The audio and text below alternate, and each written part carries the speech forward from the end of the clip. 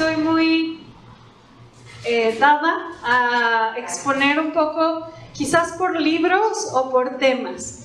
Entonces, en este trabajo de estarnos conociendo por ahora, vamos a estar leyendo Primera de Pedro, estudiando.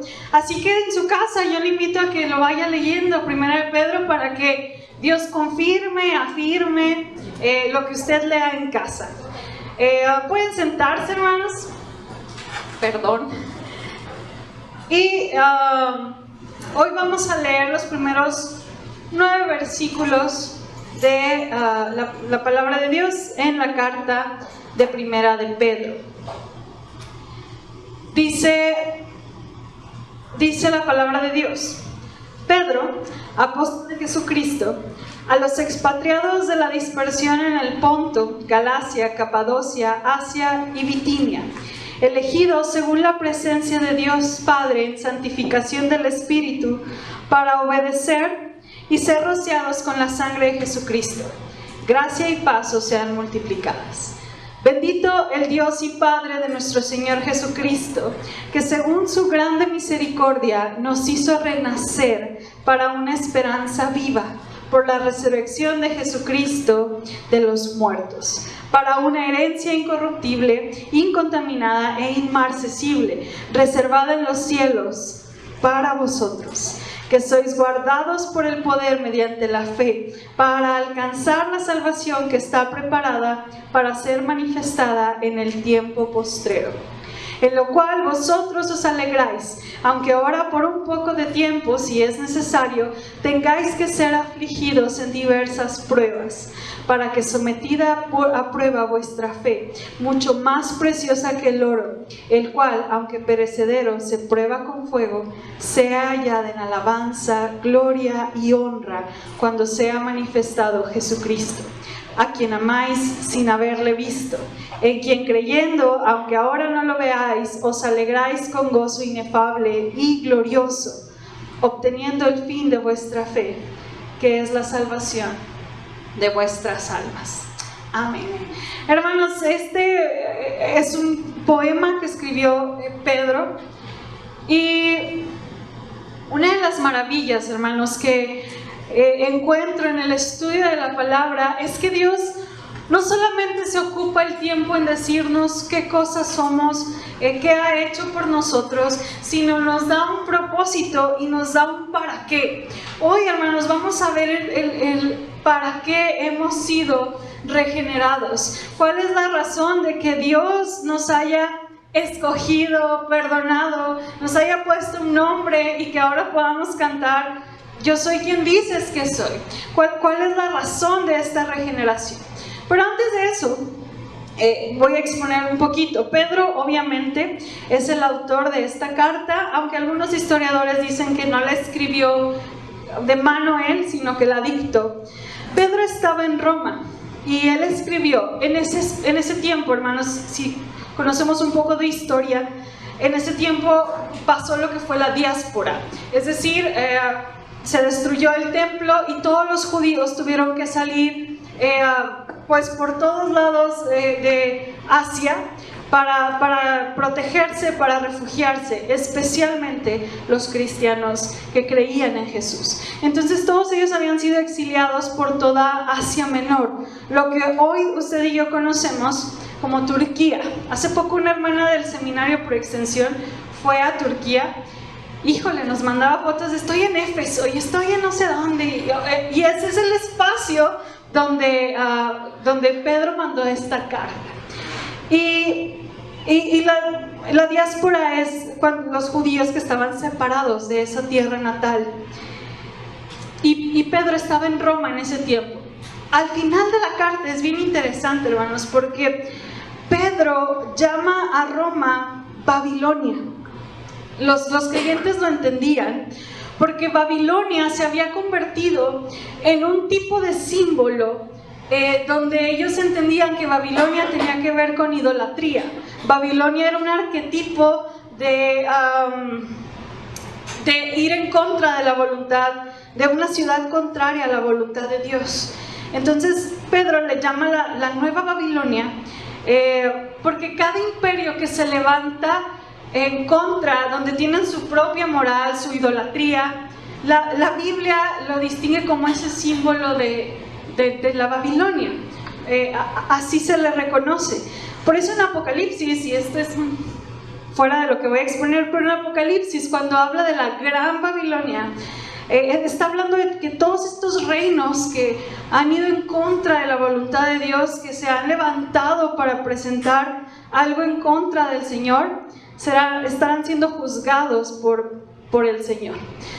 Bueno, entonces esta Babilonia de que habla Pedro, que en ese tiempo era Roma,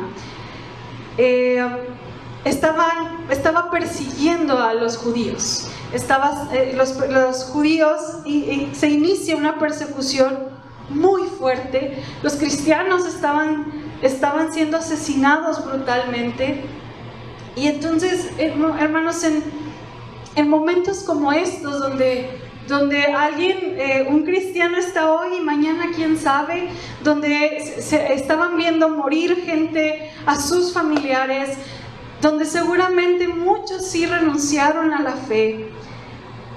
¿Qué se le puede decir a un grupo de personas que está sufriendo de esta manera? ¿Qué palabras uno puede expresar cuando hay dolor y cuando hay sufrimiento?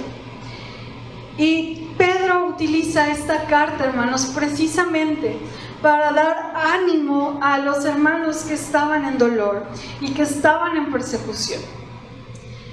Quizás usted y yo no estamos en una persecución tan física como la que ellos vivían, pero creo y confío en que estas palabras son para nosotros en nuestros momentos de dolor, son para nosotros en nuestros momentos de lucha. Y Pedro inicia elevando una alabanza, lo que conocemos como una doxología. Bendito el Dios y Padre, que por su gran misericordia, y luego dice, o que en su grande misericordia Dios hizo algo. Y dice, nos hizo renacer. Lo primero que Pedro afirma, o la primera característica de aquellos lectores era que ellos habían sido renacidos o regenerados en Cristo. Bendito y alabado sea el Señor, que en su amor nos permitió ser nacidos de nuevo. Hermanos, este mensaje es para aquellos que han experimentado el nuevo nacimiento, el entender que en Cristo somos una nueva persona, que el Señor ha hecho algo no solamente de afuera, sino desde adentro, que hemos experimentado cuando Pablo dice que las cosas viejas pasaron y todas se han hecho nuevas. Es decir, que la fe en Cristo, hermanos, no solamente nos hace cambiar un porte o nos quita algún tipo de vicio. La nueva vida en Cristo es una transformación de entender y saber que yo era una persona que ya no soy, porque el poder del Espíritu hizo un efecto en mí. Esas son las personas que han sido regeneradas, que han tenido un nuevo nacimiento. Por eso, porque somos nuevas personas, somos nuevas criaturas donde ahora el Espíritu habita y el Señor está transformando desde adentro. Y quizás la primera pregunta, hermanos, en este sermón es: ¿he nacido de nuevo? ¿Realmente he sido regenerado? ¿Realmente puedo distinguir ese momento en mi vida a lo mejor no ese momento, pero puedo ver que el Señor ha hecho en mí algo que yo no era antes? ¿Realmente distingo lo que era antes de Cristo y lo que ahora soy? ¿De verdad soy una persona nacida de nuevo? Tengo esa convicción de ser una nueva persona. Porque este mensaje es para entender por qué he sido regenerado. Pero no podemos avanzar sin esta primera pregunta.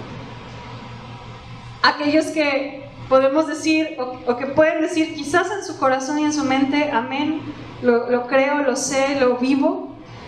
La siguiente pregunta entonces, hermanos, es: ¿para qué usted ha sido regenerado? ¿Por qué Dios le ha otorgado la salvación? ¿Por qué el Señor le está permitiendo experimentar la vida cristiana? ¿Por qué a usted disfruta de la vida cristiana. Hermanos, si usted cree que Dios le ha salvado porque se siente muy bonito, porque Él va a hacer que mi matrimonio mejore, porque me gusta venir a la iglesia y me gusta sentirme parte, porque me han dicho que voy a ir al cielo. Permítanme decir, hermanos, que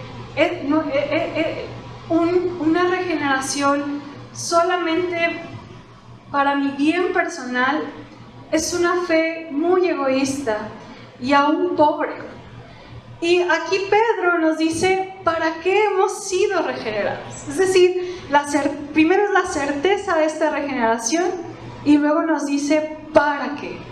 Y lo primero que dice en el versículo 3, para una esperanza viva. Nos hizo renacer. Dios te dio la oportunidad de ser una nueva criatura para una esperanza viva. Y cuando habla de una esperanza viva, habla de este poder de Jesús que actúa en el cristiano, que nos ha hecho nuevas personas, nuevas criaturas.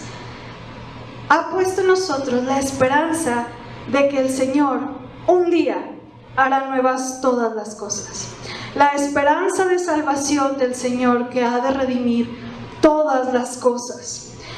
La esperanza viva de saber que todo será nuevo, que la muerte, el dolor, el pecado no van a tener la última palabra y que la obra que Dios está haciendo en ti es una muestra de lo que Dios hará en todo el cosmos en algún día.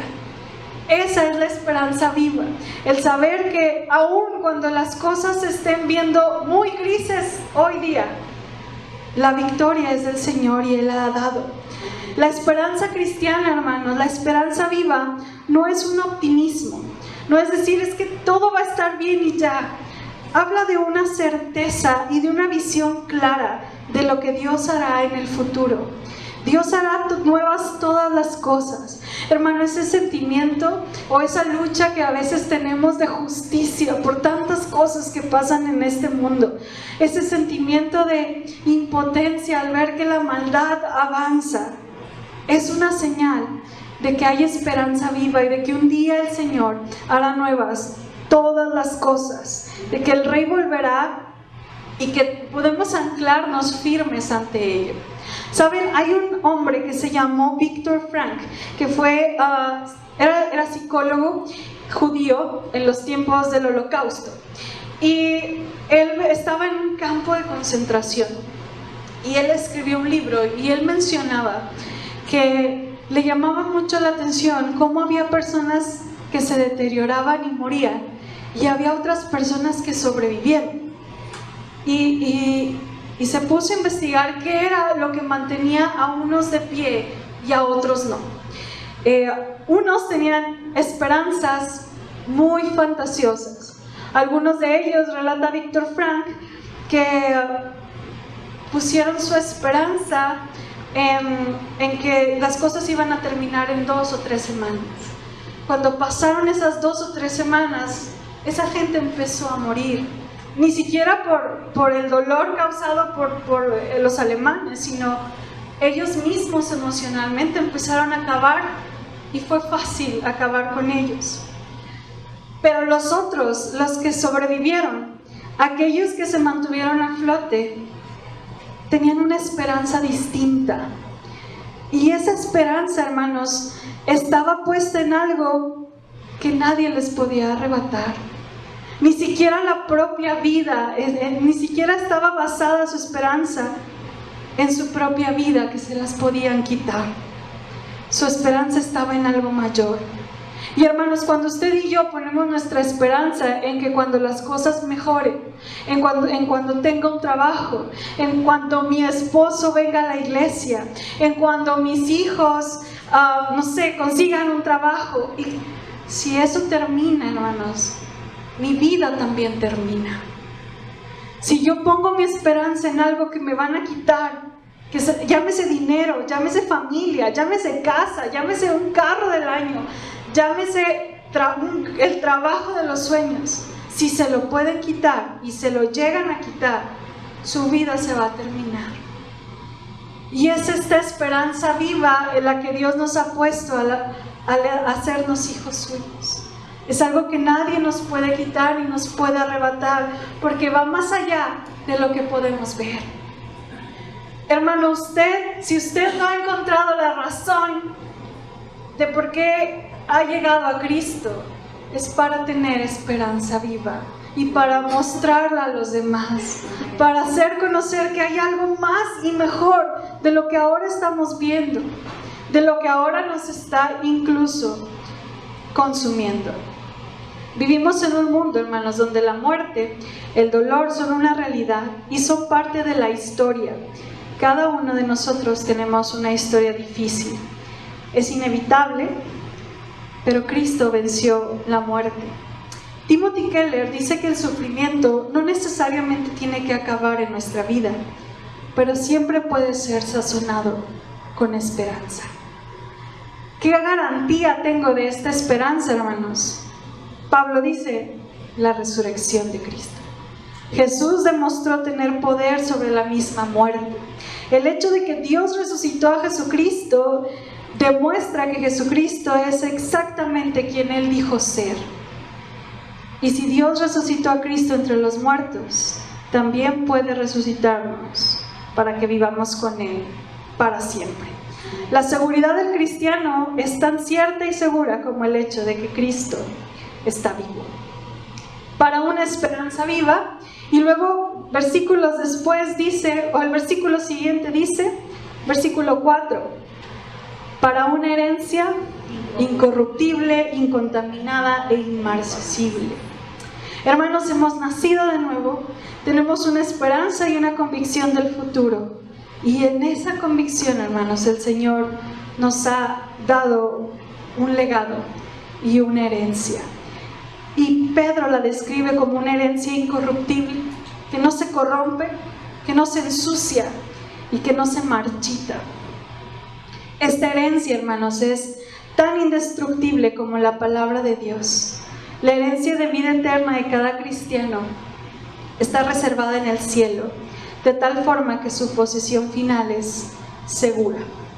¿Sabe, hermanos? Yo le invito a que, si no se conecta a la escuela dominical, conéctese, por favor, porque escuchaba al hermano Simón Chaires, que es nuestro maestro, y realmente se conectó un poco su tema, o mucho su tema con el nuestro.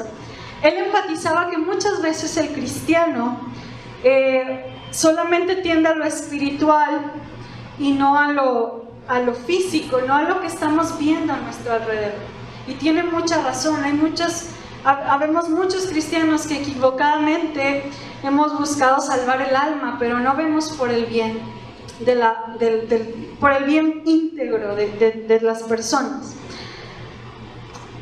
Pensar, hermanos, en lo eterno de la manera correcta, bajo esa esperanza viva, hace que yo actúe de mejor manera en lo terrenal. Es decir, cuando yo tengo la mirada puesta en lo eterno, eso hace que yo actúe en favor de mi presente. C.S. Lewis, en su libro de Mero Cristianismo, dice que pensar en lo eterno no nos desconecta de nuestro presente. Todo lo contrario. Si tú lees la historia, vas a encontrar que los cristianos que más hicieron bien por este mundo fueron aquellos que pensaban en el mundo venidero. Los apóstoles, los que iniciaron la conversión en el Imperio Romano, aquellos hombres y mujeres de la Reforma, e incluso los evangélicos ingleses que abolieron la trata de esclavos, todos dejaron su marca en la tierra, precisamente porque tenían la mente ocupada en el cielo. Es desde que los cristianos han dejado mayormente de pensar en el otro mundo que se han hecho ineficientes en este mundo. Hay una frase muy famosa de este autor que dice: apunta al cielo y tendrás de añadidura la tierra. Y no habla de prosperidad, sino habla de entender el para qué Dios te ha puesto en este lugar. Apunta al cielo y tendrás la tierra por añadidura. Pero si apuntas a la tierra, no obtendrás ni el cielo ni la tierra. Si tu mirada está solamente en lo terrenal y se te olvida la esperanza viva, la herencia incorruptible, no obtendrás nada. Él decía en este libro, debo mantener vivo en mí el deseo por mi verdadera patria, que no encontraré sino hasta después de la muerte. No debo permitir jamás que quede sepultado o dejado de lado.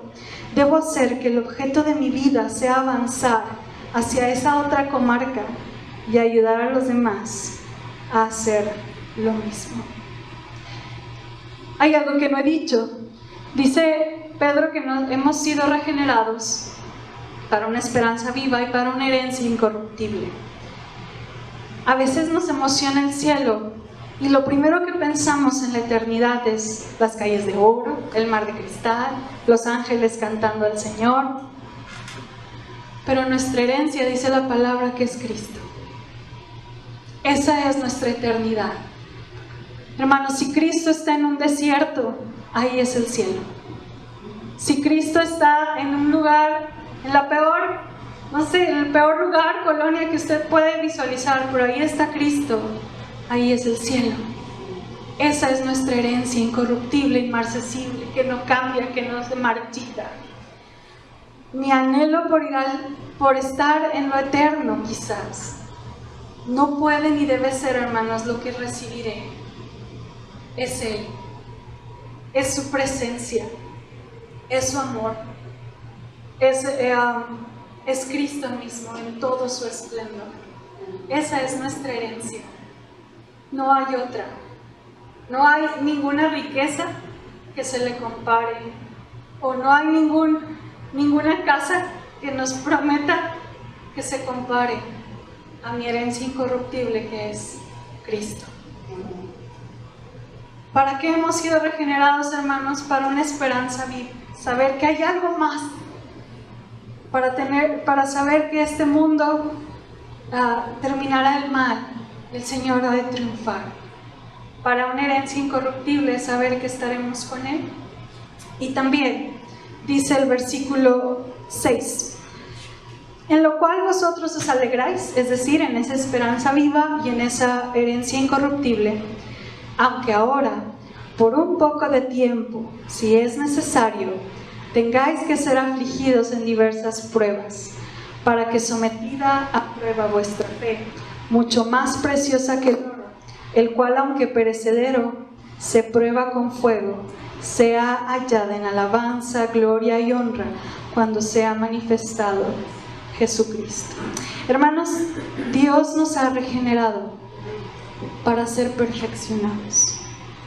Dios te ha regenerado para que tu vida vaya creciendo a la imagen de Cristo. Dios te ha regenerado para que no haya más de nosotros, sino haya más de Él en nosotros.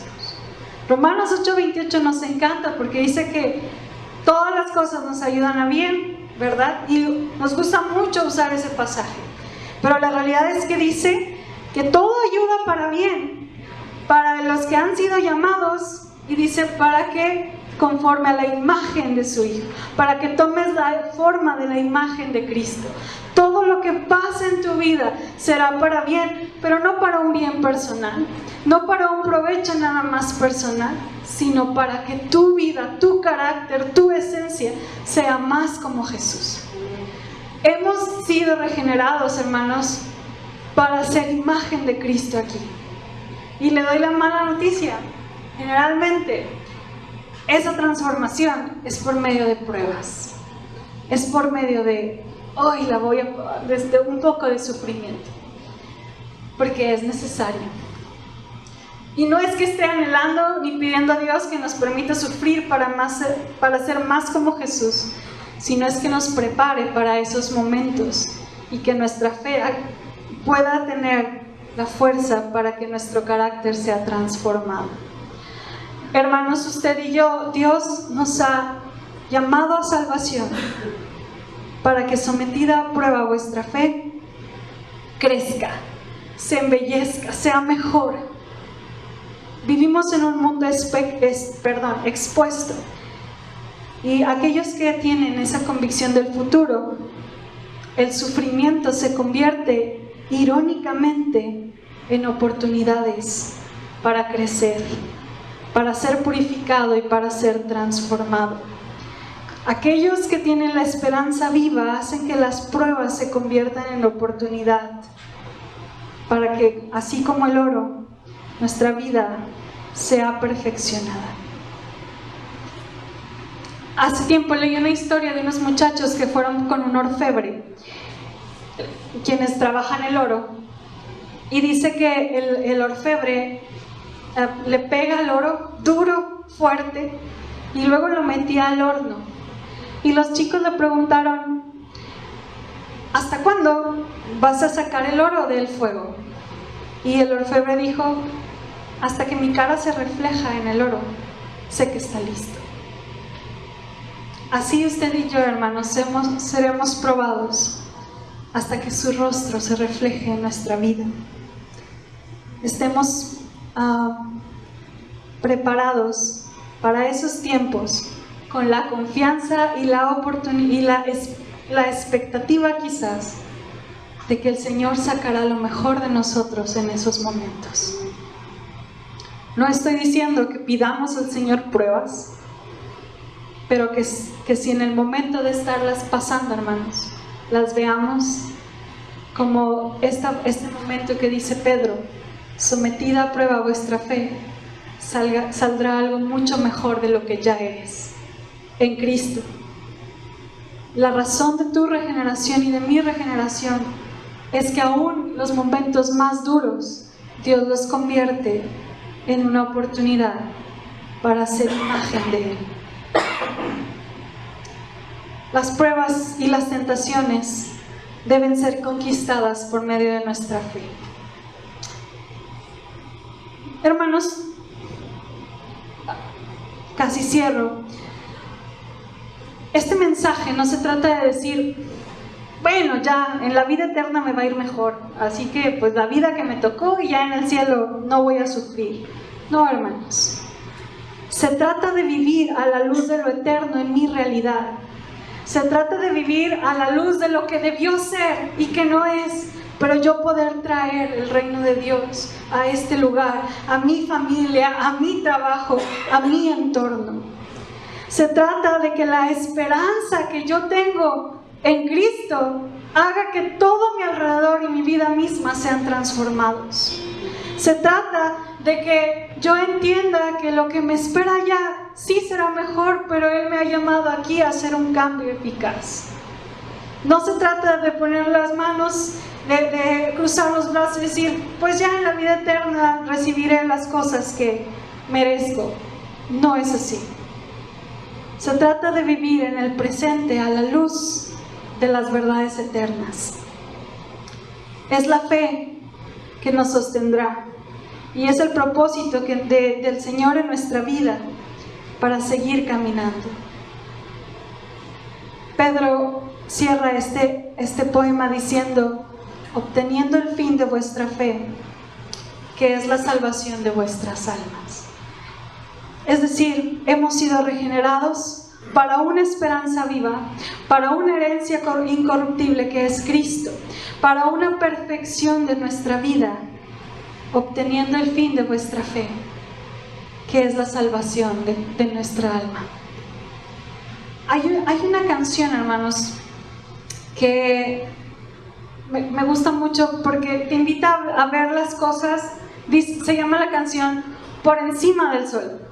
Ahorita cantamos. Si yo puedo ver como Dios ve las cosas, si yo pudiera ver como Dios ve las cosas, ¿cómo me dejaría de preocupar por muchas situaciones? Si yo pudiera ver por encima del sol y como Dios ve el propósito de cada situación, las cosas serían tan diferentes. Dice: por encima del sol hay una vista real y ahí la vida se ve como es en verdad. Es una visión celestial de todo lo terrenal y toda la historia se ve a la luz de la eternidad. Por encima del sol se puede ver redención todo lo viejo cambiado por una nueva creación. La más profunda aflicción después se vuelve una canción cuando yo puedo un destello ver de la gloria de Dios. Por tanto, quiero fijar mis ojos mucho más allá de lo que puedo ver. Miles de páginas me sirven de ventana para andar por fe. Mi Dios está en su trono y lo gobierna todo. Yo puedo confiar que Él es soberano. Pueden subir las aguas, mi alma está firme, porque puedo ver por encima del sol. Puedo pasar por el fuego, que soplen los vientos, que se agiten los mares, pues no hay un sufrimiento que no dé un buen fruto de vida a su tiempo, mientras yo espero por encima del sol.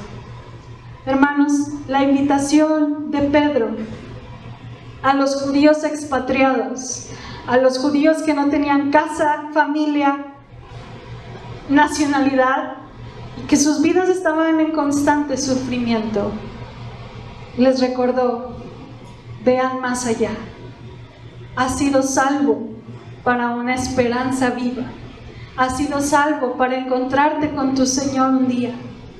Has sido regenerado para mostrar al mundo la imagen de Cristo. Esa es la razón de la por qué usted y yo estamos aquí. Ese es el propósito por el cual Dios nos ha llamado. Para ver más allá de lo que estamos pasando, para amar a Cristo por sobre todas las cosas y para que nuestra vida sea un molde donde Cristo sea forjado. Termino diciendo: ¿por qué te abates, oh alma mía? Dice el Salmo 42, 11. ¿Y por qué te turbas dentro de mí? Espera en Dios. Aún hemos de alabarle, salvación mía y Dios mío.